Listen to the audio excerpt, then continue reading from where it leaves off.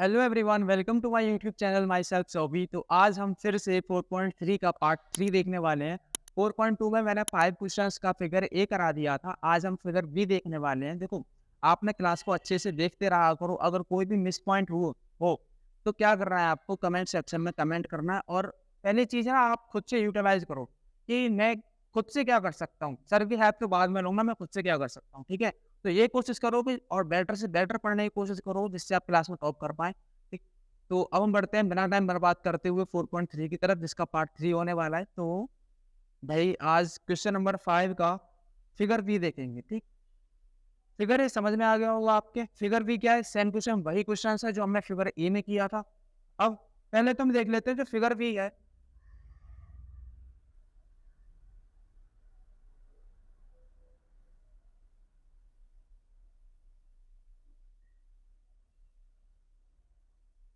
Figure B में जो यानी यहाँ पे लिखा है फॉर फिगर बी, ऐसे ही आपकी बुक में लिखा होगा क्वेश्चन नंबर 5। ठीक, अब पहले तो यहाँ इक्वेशन देख लेते हैं। इक्वेशन क्या क्या दे रखी है। यहाँ पर दे रखी है y is equal to x plus two. Second equation हमें दे रखी है y is equal to x minus two. Third equation हमें दे रखी है y is equal to minus x plus to.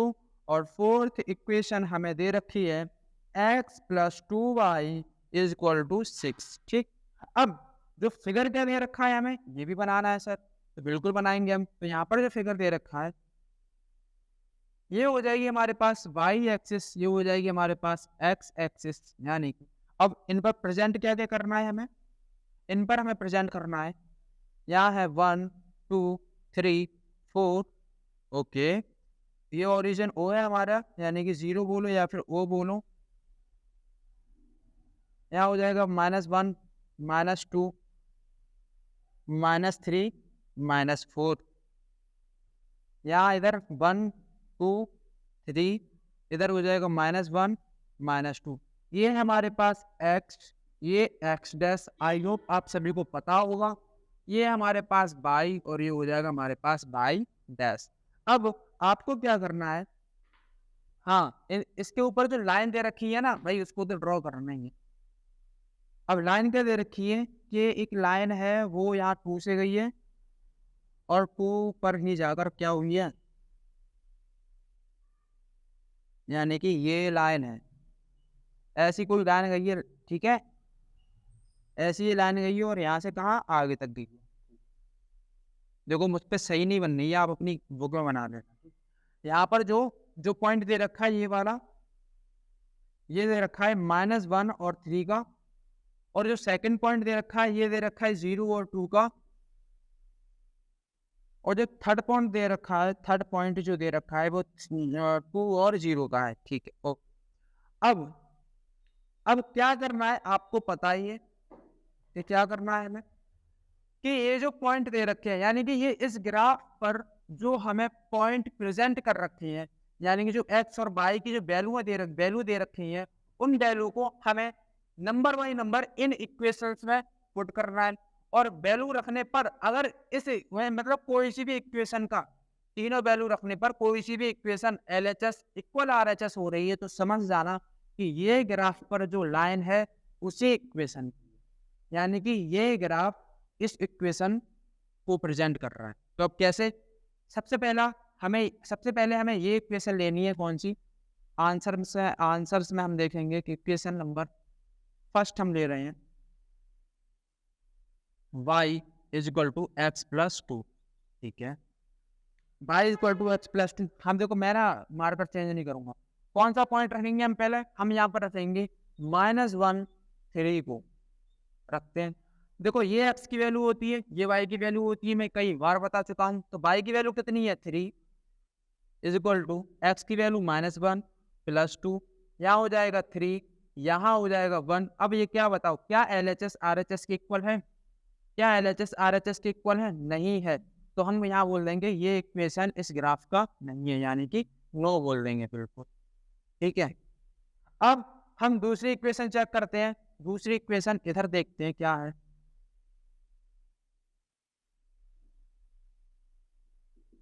दूसरी इक्वेशन हमें दे रखी है by y is equal to x minus to.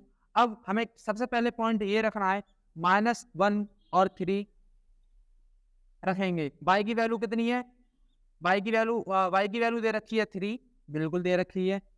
और इधर इक्वल टू x की वैल्यू दे रखी है -1 -2। अब यहाँ पर हो जाएगा 3 इक्वल टू -3। क्या ये बताओ LHS RHS के इक्वल है? यहाँ पर भी नहीं है, तो ये वाले पॉइंट भी इस इक्वेशन को सेटिस्फाई नहीं कर रहे हैं, तो यहाँ पर हम लिख देंगे नो। अब हम तीसरी इक्वेशन चेक करेंगे कि क्या है, सही है गलत है। y is equal to -x + 2। सबसे पहला पॉइंट हमारे पास क्या है? -1 3 रखते हैं, y की वैल्यू 3 हो जाएगी और x की वैल्यू पहले से ही माइनस है, -1 रखेंगे +2। तो अब यहाँ पर क्या हो जाएगा? 3 इक्वल टू 3। यानी कि हाँ, अब LHS और RHS इक्वल है। जब LHS और RHS इक्वल है तो पहला पॉइंट तो सेटिस्फाई हो गया। अब हम दूसरा पॉइंट रख के देखते हैं क्या ये वाला पॉइंट भी इसके इक्वल है, क्या ये वाला पॉइंट भी इस इक्वेशन को सेटिस्फाई कर रहा है। तो देखते हैं क्या। y की वैल्यू यहाँ पर दे रखी है 2, ठीक है, और जो x की वैल्यू वो दे रखी है 0 + 2। तो यहाँ भी क्या हो जाएगा? 2 + 2, यानी कि ये वाला पॉइंट भी इस इक्वेशन को सेटिस्फाई कर रहा है। तीसरा पॉइंट देखते हैं। देखो यहाँ पर जो स्टार बने हुए हैं तो ये पॉइंट है। तीसरा पॉइंट हमारे पास है 2 0 2 0। y की वैल्यू 0 है, ठीक है, y की वैल्यू 0 है। यहाँ पर हम x की वैल्यू -2 रखेंगे +2। ओके, देखो 2 से 2 खत्म हो गया, तो यहाँ पर भी क्या हो गया? 0 इज इक्वल, यानी 0 इज इक्वल टू 0। तो यानी कि ये तीनों पॉइंट जो है तीसरी इक्वेशन को, थर्ड इक्वेशन को सेटिस्फाई कर रहे हैं। तो हम बोल देंगे कि ये जो लाइन है, ये लाइन है, ये किसकी लाइन है? y is equal to -x + 2 की लाइन है। यानी कि इस लाइन पर जितने भी पॉइंट दे रखे हैं वो इस इक्वेशन को सेटिस्फाई कर रहे हैं, यानी कि ये जो ग्राफ है इस इक्वेशन का ग्राफ है। तो हम यहाँ पर लिख देंगे यस। इतना आप समझ जाना। अब एक बार ना जो फोर्थ इक्वेशन है उसको भी ट्राई कर लेते हैं। कहाँ? इधर कर लेते हैं, है ना, कि वो आ रही है नहीं आ रही। तो हम यहाँ पर देखेंगे x + 2y इक्वल टू हमारे पास दे रखा है 6। ओके, अब हमें पहला पॉइंट रखना है -1 3। ये चौथी इक्वेशन है। यहाँ क्या करेंगे? जो x की वैल्यू -1 है, +2 3 हो जाएगा, 6 हो जाएगा। यहाँ पर 2 3 या 6 हो जाएगा, 6 में से माइनस बन जाएगा, तो यहाँ आ जाएगा 5 इज इक्वल टू 6। तो ये भी इसको, यानी ये पॉइंट इसको सेटिस्फाई नहीं कर रहा, तो ये इसका ग्राफ नहीं होगा। तो हमने यहाँ पर लिख दिया नो। तो कौन सा इक्वेशन है वो? ये इक्वेशन तीसरी है जो इन तीनों पॉइंटों को, यानी ये तीनों पॉइंट इस इक्वेशन को सेटिस्फाई करते हैं, जिससे ये जो ग्राफ है इस इक्वेशन का है, ठीक है। तो आपने फिगर में क्वेश्चन 5 का फिगर भी आपने समझ लिया होगा। तो अब हम बढ़ते हैं आगे वाले क्वेश्चन की तरफ, वो क्या होने वाला है। तो मैं इसको क्लीन कर देता हूँ। चलिए क्वेश्चन नंबर 6 देखिए। क्वेश्चन नंबर 6 क्या कह रहा है? हाँ, देखो फिर क्या है, वर्ड प्रॉब्लम का एक सवाल आ गया। देखो जब भी ना वर्ड प्रॉब्लम के सवाल आए तो आपको फर्स्ट ऑफ ऑल क्या करना है कि क्वेश्चन, जो भी क्वेश्चन दे रखा हो वर्ड प्रॉब्लम का, उसको ना बड़े आराम से पढ़ो, थोड़ा ना अंडरस्टैंड करके पढ़ो, थोड़ा समझ के पढ़ो, जिससे कि एक बार में दिमाग में थोड़ा सा टच हो जाए वो। तो हम यहाँ पर पढ़ लेते हैं एक बार। क्वेश्चन नंबर 6 है, if the work done by a body and application of a constant force is directly proportional to the distance traveled by the body। पहली चीज हमें इतना क्वेश्चन से, यानी कि इतना क्वेश्चन पढ़ के हमें ये पता चला कि जो वर्क डन होता है, यानी कि जो कार्य होता है, यहाँ पर हम लिखते हैं क्वेश्चन नंबर 6। ध्यान दो, बट आसानी समझ में आएगा। क्वेश्चन नंबर 6 क्या है कि जो वर्क डन होता है, वर्क डन यानी कोई भी कार्य होता है, वो डायरेक्टली प्रोपोर्शनल होता है किसके? डिस्टेंस। ठीक है, नई बात समझ में आई? सुनो आप, ऐसे समझिए। मान लो कि यहाँ पर कोई एक तो एप्लीकेशन है ये, ठीक है। अब आपने क्या किया, इस पर कोई फोर्स लगाया। क्या लगाया? इस पर कोई फोर्स लगाया, ठीक है। तो ये जो एप्लीकेशन, यानी कि जो वस्तु है, इस पर अगर आप कोई ताकत लगाओगे, बल लगाओगे, तो क्या करना है आपको? वो ये क्या होगा, बन लगाने पर यानी कि फोर्स लगाने पर ये एप्लीकेशन होगी अपनी जगह से कहाँ आ जाएगी, मान लो यहाँ आ जाएगी। ठीक है, आ गई। अब पहले ये यहाँ थी, अब कहाँ आ गई, यहाँ आ गई। तो यानी कि क्या हुआ, अपनी जगह से क्या हो गई, डिस्प्लेस हो गई। क्या हो गई, अपनी जगह से डिस्प्लेस हो गई। ऐसे लिखो, ये अपनी जगह से क्या हो गई, डिस्प्लेस हो गई। ठीक, तो वही चीज है कि जो हमें इतना पता चल गया, जो वर्क डन होता है वो डायरेक्टली प्रोपोर्शनल किसके होता है, डिस्टेंस के होता है। अब हमें क्या करना है, आगे बढ़ते हैं हम अपने क्वेश्चन की तरफ। अगर इस डायरेक्टली प्रोपोर्शनल को अगर हम हटाते हैं तो एक इक्वल का साइन लगाते हैं। किसका साइन लगाते हैं, इक्वल का। तो हम यहाँ पे लिखेंगे वर्क डन इक्वल। हाँ, और एक चीज, इक्वल लगाने के बाद जब डायरेक्टली प्रोपोर्शनल हटाते हैं तो इक्वल का साइन आता है, और इक्वल के बाद एक कांस्टेंट टर्म आता है। और कांस्टेंट टर्म हम यहाँ पर क्या ले लेंगे, फोर्स ले लेंगे। क्या ले लेंगे, फोर्स होता है। और ये चीज ना हमने फिजिक्स में बड़े आराम से और कई बार पढ़ी होगी। जिन्होंने फिजिक्स बहुत अच्छे से पढ़ी होगी उनको ये चीज समझ आ रही होगी। फोर्स और इनटू में क्या चल रहा है हमारे पास, डिस्टेंस। ठीक है, इतना हमने लिख लिया। अब हम थोड़ा और डिस्टेंस को पढ़ लेते हैं आगे। बिल्कुल, अब यहाँ पे लिखा है express this in the form of an equation into variables and draw the graph of the same by taking the const. हाँ, अब क्या करना है, अब हमें इसको ना एक्सप्रेस करना है टू वेरिएबल्स में, यानी एक लीनियर इक्वेशन बनानी है। कौन सी, टू वेरिएबल्स। अब कैसे, अगर मान लो मैं वर्क डन को W से प्रेजेंट कर दूं और फोर्स को F से प्रेजेंट कर दूं और डिस्टेंस को S से प्रेजेंट कर दूं, लेकिन यहाँ 3 वेरिएबल हो गए, 2 वेरिएबल कहाँ हुए, तो अब 2 वेरिएबल होंगे। क्यों, कि जो जो फोर्स है ना, फोर्स कांस्टेंट टर्म है, और कांस्टेंट टर्म की वैल्यू जो इसने दे रखी है, क्या दे रखी है, देखो पढ़ो क्या रहा है, graph the same by taking the constant four as 5 units. तो यानी कि जो F की जो वैल्यू है कितनी दे रखी है, 5, और इनटू में कर देंगे हम S। तो ये हमारे पास एक लीनियर इक्वेशन बन गई। इसमें 2 वेरिएबल्स में, एक W वेरिएबल है और एक S वेरिएबल है। अब हमें इसी इक्वेशन को एक ग्राफ बनाकर प्रेजेंट करना है, तो कैसे करेंगे, तो ये चीज बड़ी आसान है हमारे लिए। पहले इधर देखो, इक्वेशन हमारे पास है ही। अगर मैं S की वैल्यू कुछ भी अपने मन से रख दो तो हमें W की वैल्यू पता चल जाएगी, है ना। अब मैं यहाँ पर लिखूंगा, अगर मेरे पास S की वैल्यू 0 है तो W की वैल्यू क्या होगी, 5 इंटू 0, W की वैल्यू हो जाएगी 5, बिल्कुल हो जाएगी।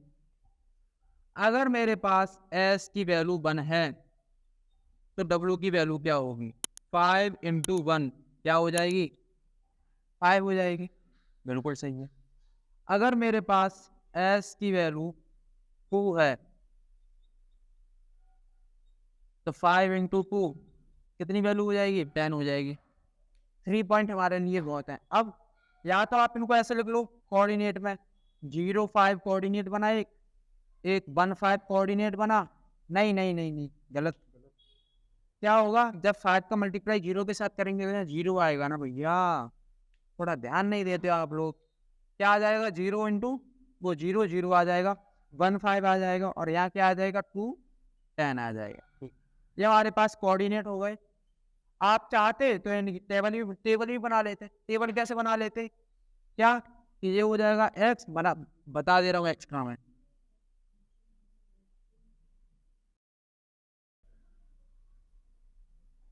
एक्स बाई कितनी वैल्यू रखी है, अच्छा हाँ, एस एक्स बाई नहीं होगा, यहाँ पर होगा एस और डब्ल्यू, एस डब्ल्यू। कितनी वैल्यू रखी, 0, कितनी वैल्यू आई, 0 आई। कितनी वैल्यू रखी, 1, कितनी वैल्यू आई, 5, 2 रखी, कितनी आई, 10 आई। ठीक है, ग्राफ कैसे बनेगा भाई, ग्राफ बनेगा ऐसे, ये रहा हमारा वाई एक्सिस, ये रहा हमारा एक्स एक्सिस। ठीक है, क्या करना है हमें, सबसे पहले कहाँ तक चलेंगे, 10 तक। ठीक, यहाँ लिखेंगे 1 2 3 4, इतना बहुत है। यहाँ लिखेंगे 1 2 3 4 5 6 7 8 9 10 लिख दे रहा हूँ। ठीक है, ऐसे करके डॉट करके लिख दिया। हाँ ठीक है, अब क्या करना है, इतना हमने लिख लिया। ये हमारे पास ओरिजिन 0 हो गया, ये हो जाएगा -1 -2 -3 -1 माइनस इतना बहुत है। ये हो जाएगा हमारे पास X dash Y dash Y. कैसे दर्शाएंगे? देखो एक्स पर पहले हम 0 चलेंगे और वाई पर भी कहाँ चलेंगे? 0 चलेंगे, तो यानी कि एक पॉइंट हमें ये मिल गया। एक्स पर 1 चलेंगे, वाई पर कहाँ चलेंगे? 5 चलेंगे, ठीक है। एक्स पर 2 चलेंगे, देखो एक डॉट डॉट डॉट डॉट करके लाइन बना दे रहा हूँ। एक्स पर कहाँ चलेंगे? एक्स पर 2 चलेंगे, तो वाई पर कहाँ चलेंगे? 10 चलेंगे। यहाँ पर आ जाए, ये वाई का पॉइंट है 10, तो यहाँ पर हम लिख देंगे 10। तो ये एक पॉइंट हमें ये मिला, एक पॉइंट हमें ये मिला। अब हमें क्या करना है? ये जो लाइन होगी, ये जो ग्राफ होगा, वो कुछ इस तरीके का आएगा। कैसे? ऐसे आएगा। देखो भाई, आप देख लेना, ठीक है भाई। मैं ना कुछ स्केल यूज कर रहा हूँ, है ना, कुछ यूज नहीं कर रहा, मेरे से जैसे बन रहा वैसे बना। तो कुछ ऐसी लाइन आएगी, ये ग्राफ समझ गए होंगे आप, ठीक। तो कुछ नहीं था, हमने सबसे पहले हमें क्वेश्चंस पढ़ के ये पता चल गया जो वर्क डन होता है वो डायरेक्टली प्रोपोर्शनल होता है डिस्टेंस के। प्रोपोर्शनल को डायरेक्टली प्रोपोर्शनल को उठाया, इक्वल का साइन लगाया, कोई कांस्टेंट टर्म ले लिया, कांस्टेंट टर्म की वैल्यू हमें 5 दे रखी थी और ये इक्वेशन बन गई। हमने किसी एक की वैल्यू रखी, दूसरे की वैल्यू पता चल गई और इस तरीके से हमने एक ग्राफ बना लिया। इतना बहुत है हमारे लिए। अब ठीक है, हम क्या करते हैं, यहाँ पर पॉइंटों के नाम लिख देते हैं कि जो ये वाला जो पॉइंट है वो 0,0 का है, ये वाला जो पॉइंट है ये 1,5 का है, ये वाला पॉइंट है ये 2,10 का है, और ये जो लाइन है वो किसकी लाइन है? हाँ, इसकी लाइन है W5/S। देख लेना आप ध्यान से। अब मैं इसको क्लीन कर दे रहा हूँ। अब बढ़ते हैं अगले क्वेश्चन की तरफ। और भी कुछ है क्या? Okay okay.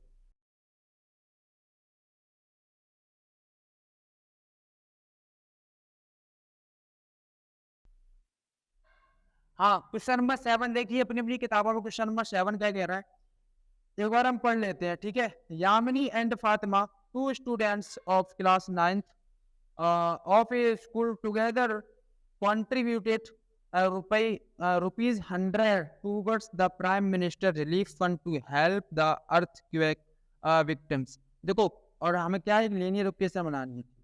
देखो मोटा मोटा ये है कि यामिनी और फातिमा 9th क्लास के 2 स्टूडेंट हैं, ठीक है। वो दोनों मिलकर 100 रुपए किसी को क्या फंड कर दिए, दान कर देती है। अब आपको उनके अकॉर्डिंग हमें क्या करना है, एक लीनियर इक्वेशन बनानी है और लीनियर इक्वेशन बनाकर एक ग्राफ प्रेजेंट करना है, यानी ग्राफ बनाना है। तो हम बड़ी आसानी से बना देंगे। देखते हैं क्या है हमारे पास क्वेश्चन।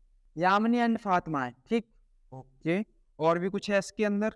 हम एक काम करेंगे, हम मान लेंगे क्या कि यामिनी और जो फातिमा है वो दोनों मिलकर ही कितने रुपए देती हैं? 100 रुपीज देती हैं, ठीक है। तो हम मान लेंगे कि लेट यहां से लिखेंगे लेट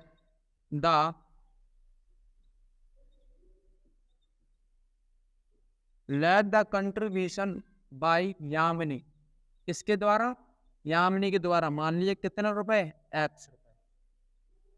कितने रुपए मान लिए हमने? एक्स रुपए, एस रुपीज एक्स, ठीक। अब फिर हमने यहाँ पर मान लिया क्वेश्चन नंबर कौन सा है? Question number 7। यहाँ पर लिखेंगे हम द कंट्रीब्यूशन बाय फातिमा। कितने रुपए भाई? 22 रुपए। कितने रुपीज? 22 रुपए। और हमारा जो क्वेश्चन है वो क्या कहता है, यानी कि हम यहाँ पर लिखेंगे according to question ATU, according to question जो यामिनी और जो फातिमा है वो मिलकर कितने रुपए देती हैं? 100 रुपए। तो मान लो यामिनी ने 100 रुपए दिए और फातिमा ने 22 रुपए दिए, दोनों ने मिलकर कितने रुपए दिए? 100 रुपए दिए। और ये हमारे पास क्या बन गई? Linear equation in 2 variables. हमारे पास इक्वेशन बन गई। अब इसी इक्वेशन के जरिए हमें एक ग्राफ बना रहे हैं। ग्राफ बनाना आपको आता ही होगा, कैसे देखते हैं।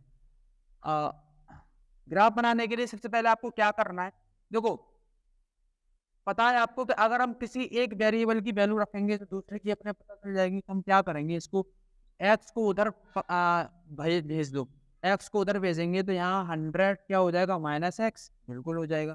अब हम क्या करेंगे, यहाँ पर अगर हम x की वैल्यू 0 को रखते हैं तो y की वैल्यू कितनी आएगी, तो y is equal to 100 minus 0, तो वैल्यू आ जाएगी हमारे पास 100। बिल्कुल ओके सर। अगर हम x की वैल्यू 50 रखते हैं तो y की वैल्यू कितनी है, देखो ये वैल्यू जो है ना मैं अपने मन से रख रहा हूँ, ठीक है, आपका जो मन करे वो वैल्यू रखो। 50 ठीक, 100 माइनस 50 कितनी आ जाएगी, 50 आ जाएगी। फिर मैं क्या करूंगा, x की वैल्यू माइनस 100 रख दूंगा, तब y की वैल्यू क्या आएगी, तब यहाँ पर अच्छा माइनस 100 रख दो, एक बार देख लेता हूँ वैल्यू क्या क्या रखी हुई है। हाँ मैंने पहले 0 रखी, हाँ 50 रखी, 100 सही रही है 100। अब क्या होगा कि 100 माइनस 100 कितना आ जाएगा, 0 आ जाएगा। तो ये हमारे पास तीन वैल्यू हमने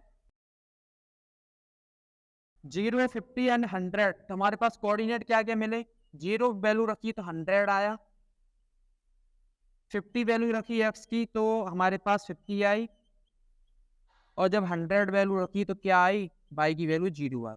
अब हम एक ग्राफ बना लेंगे जल्दी से।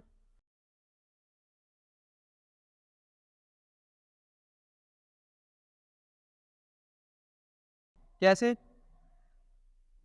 ये ओरिजिन 0 है, 10, 20, 30, 50, 60, यहाँ पर डॉट डॉट डॉट करके लिख दे रहा हूँ मैं 100, समझ जाना आप, ये हो जाएगा x, ठीक।